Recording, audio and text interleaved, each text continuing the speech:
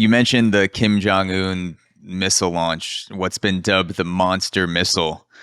And for those of you who haven't seen the video, you can just search Kim Jong-un missile. I saw it on Reddit. There will be a ton of links that come up. And there was this very Top Gun TikTok-ish video where the first thing I thought when I saw this video was, holy shit, that's a really big missile. And then the second thing I thought is, does Kim Jong-un have a social media guy now? Like, he literally has a guy following him to put up Instagram reels to say what he's doing, because it was it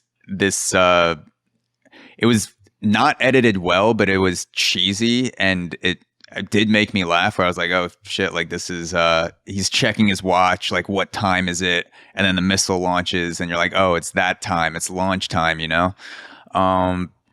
And analysts were scouring the video. I've seen some analysts say that there was a lot of fake things and doctored things in the video, and that actually the missile they fired was a missile from 2017, the one that North Korea fired. What did you think about the monster missile spectacle from Kim Jong-un, and what were your initial thoughts on it? My initial knee jerk was like, this can't be real, right? Like, this is so just kind of off the wall. One of the top comments was, this must be an outtake from the movie The Interview. Yeah, it was a little nuts. That said, the North Korean dictatorship does sort of have a flair for the theatric. I think Kim Jong-un's dad, Kim Jong-il, kidnapped a director at one point and made him direct. Like, he was a big cinephile, and so he sent his people to kidnap a Japanese director and held him hostage and made him direct movies and stuff. So there's this through line through that family where they're into these kind of movies and stuff like that. So it kind of makes sense. As to the point of it, it's not just for fun. It's they're basically trying to say hey, I still have the capability to start a nuclear war, or either to defend myself, or usually when stuff starts going bad in North Korea, then they'll start making a lot of noise and they'll start attacking South Korean islands and stuff to try to ramp up a crisis so that they can agree to step back from it in exchange for food aid and stuff like that. So this is sort of a thing that the North Koreans do all the time, is they're trying to basically create a crisis so that they can take advantage of it. So one of the things they do when they release these missile launch videos is they're just trying to make it very clear to the outside world that they have the ability to fire a nuke at Washington or LA or wherever their missile can get. So it's very performative, but it serves a purpose. With this particular one, I'll say up front, I'm not 100%. Haven't been tracking the analysis so far, but I've heard a bit of it. But yeah, so there's some inconsistencies between when the missile's on the launch pad and when you see them, the footage of the missile going up into space, essentially. And so from those inconsistencies, people have been speculating that the missile probably failed early. So the missile went to launch and something went wrong and it exploded, but they had the footage of it taking off.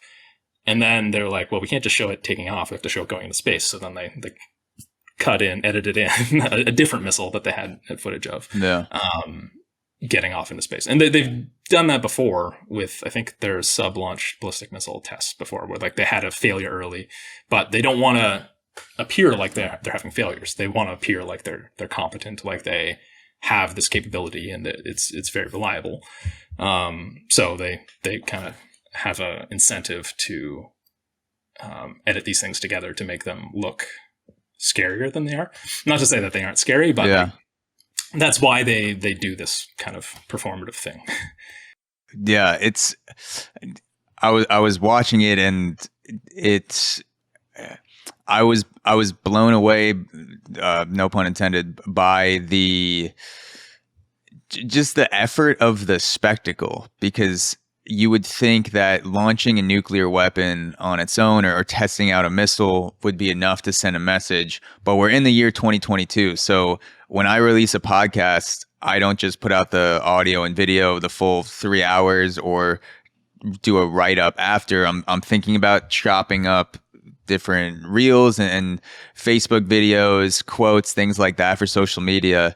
So I was just kind of entertained a little bit by the fact that there's this effort on the part of North Korea to not just make their capabilities known to the rest of the world, but we're going to do it on this stage that's going to be digestible in the form of short videos, and people are going to watch it. And it's not just we want people to know, but we want this to be engaging content as well. And I guess that's the era we're in now, that even nuclear scientists and dictators and global leaders are thinking about, how do we make this engaging content?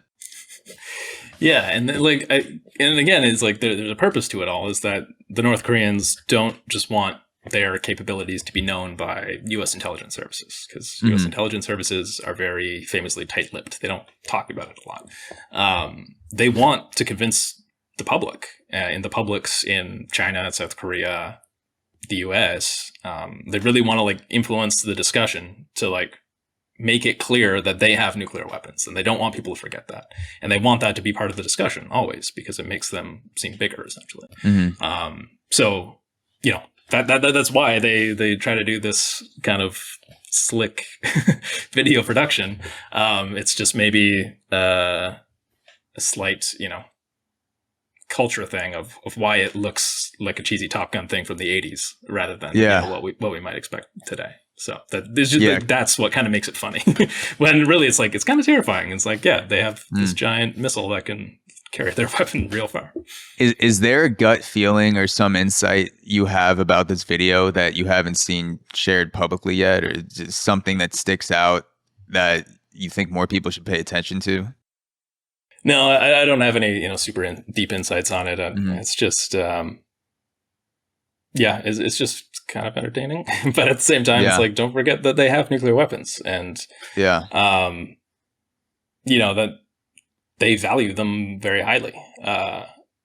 And you know, that's not something in the video, but it sort of speaks to the purpose of the video, is that they see their nuclear weapons as like what guarantees that they live and that they stay in power. And so like, that's why they're trying to tell people about it, is that they're like, hey, these matter to us, which makes things difficult in a world where you're trying to get rid of nuclear weapons, because, you know, it's very clear that some countries value them. Well, the countries that have them all value them. So how important is science communication and making media style videos, not just from Kim Jong-Un and North Korea's perspective, but just in general for getting people to adopt your scientific view or policy viewpoint? When you have a report like Reimagining Nuclear Arms Control, some people will read it. People that are highly interested will go through the whole thing. Maybe they're recording a podcast about it, but there will be a large amount of people, probably a majority of people, that will only pay attention to things like that if it's in an engaging YouTube video, or it's a vertical video on Instagram Reels, or something that's quick and gives you the main bullet points to digest. And if you're trying to push initiatives, it's always easier to have the public on your side. And so I wanted to ask you, how much do you think about that when you're making the report? Not just the report itself, but what you need to do from a science communication standpoint, or maybe trying some new things like getting on Instagram or you know, making these 2-minute cuts on YouTube, something like that, just to get people hooked on it from an engagement perspective.